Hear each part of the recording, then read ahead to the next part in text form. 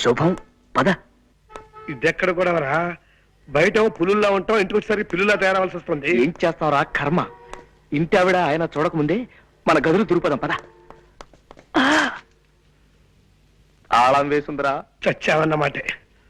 ఏం చేస్తాం, పిలు. గోపాలం గారు, కాంతం గారు వచ్చారా? రండి రండి. ఎవరు? రాంబాబా, ఆగండి ఆగండి. ఎంతక్క రామలక్ష్మణులా ఉంటారా ఇద్దరు. ఇలాగే హాయిగా కలకాలం ఆనందంగా ఆరోగ్యంగా ఉండండి ఆయన. చాలా చాలా థాంక్స్ థాంక్స్ అండి. అండి. మాకు మంచి మనసున్న మీ అందరి ఆశీస్సులు కావాలి. వస్తామండి. అవును, ఆ, ఇంత ఆలస్యమైంది ఏంటి బాబు? అంటే అది ఊళ్ళోకి శనిదేవుని లీలలు అని సినిమా వచ్చింది అక్కయ్య గారు. నూనె షో చూసి వస్తున్నాం. భక్తి సినిమాకి వెళ్ళొస్తున్నారా? మిమ్మల్ని భక్తి సినిమాకి వెళ్ళొస్తున్నారా అని అడుగుతున్నాను. అవును.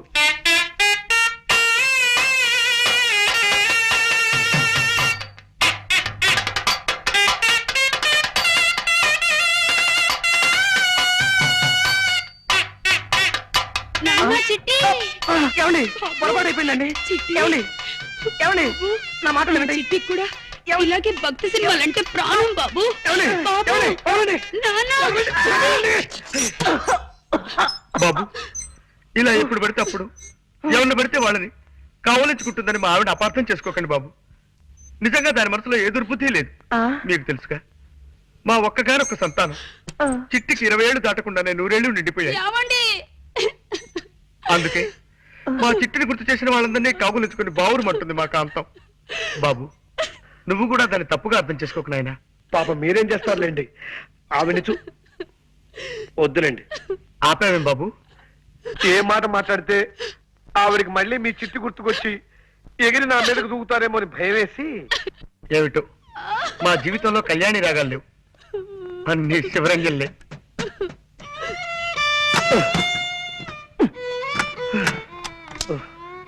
షబాబాబాబా, చంపేస్తుందిరా. పైగా పిచ్చి ఒకటి. దొందేనేరా పిచ్చిమాలోకాలు. ఆవిడకి ఏ మాట మాట్లాడినా చచ్చిపోయిన కొడుకు గుర్తొచ్చి మనల్ని చంపేస్తుంది. ఆయన ఏదో వాయిద్యంలో ప్రావీణ్యం సంపాదించాలన్న పిచ్చితో అడ్డమైనవి అడ్డదిడ్డంగా వాయించి మనల్ని వాయించేస్తాడు. రై, వీలైనంత త్వరగా వేరే రూమ్ చూసుకుని వెళ్ళిపోతే బెటరా? కరెక్టేరా. ఎవరు? అక్క ఏమో మన మాటలు విందో ఏమిటో గొడవ. ఇంకో ఇల్లు చూసుకుని వెళ్ళిపోతావా చిట్టి అంటూ నన్ను నలిపినట్టు నలిపేయడానికి వచ్చిందేమోరా. ఎవరది? ఒక్కసారి తలుపు తీయండి సార్. ఆవిడ కదరా? నమస్కారం రాంబాబు నమస్కారం. గారు. రండి, రండి. రండి. చెప్పండి. మీరు ఎన్నో ప్రేమ పెళ్లిళ్ళు చేయించారని విన్నాం. ఆ పని మీదే మీ దగ్గరికి వచ్చాం. Very good. ఇంతకీ పెళ్ళెవరికి? మీ మనవడక? కాదండి, మాకే. మీకా? ఈ వయసులోనా? ఎందుకు పెళ్లి? ఏం సాధిద్దామని? మేమిద్దరం గత 60 ఏళ్ల నుండి ప్రేమించుకుంటూనే ఉన్నాం. మా ప్రేమను మా పెద్దవాళ్ళు ఒప్పుకోవడానికి కొద్దిగా ఆలస్యమైంది. ఇప్పటికి మా గ్రీన్ సిగ్నల్ దొరికింది. ఓహో, ఇప్పటికి వాళ్ళు ఒప్పుకున్నారా? లేదండి, ఇప్పటికి వాళ్ళు పోయారు. ఆ, ఇంకెక్కడైనా పెళ్లి చేసుకుంటే జనం మమ్మల్ని చూసి నవ్విపోతారని మీ దగ్గరికి వచ్చాం బాబు. ఓకే.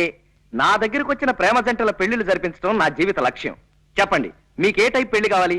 దండల పెళ్లి, మంత్రాల పెళ్లి, సంతకాల పెళ్లి, విప్లవం పెళ్లి, ఇలా 4 టైపులు ఉన్నాయి. మీకే టైప్ కావాలి? మంత్రాల పెళ్లే జరిపించండి బాబు.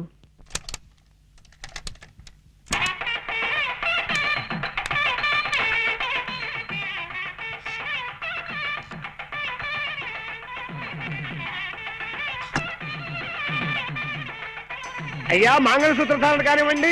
మాంగళ్యం తంతునానేనా మమ జీవన హేతునాం కంటే బధ్నామి సుభకే త్వం జీవ శరదాం శతం. సూత్రవధువులను పెద్దలంతా ఆశీర్వదించండి. అయ్యా చిత్తం. శతమానం భవతి సదాయు పురుష శతేంద్రియే ఆయుష్యేవేంద్రియే ప్రతిష్ఠతి. ఇదేమిటండి ఇలా విచిత్రంగా విసిస్తున్నారు అక్షంతలు?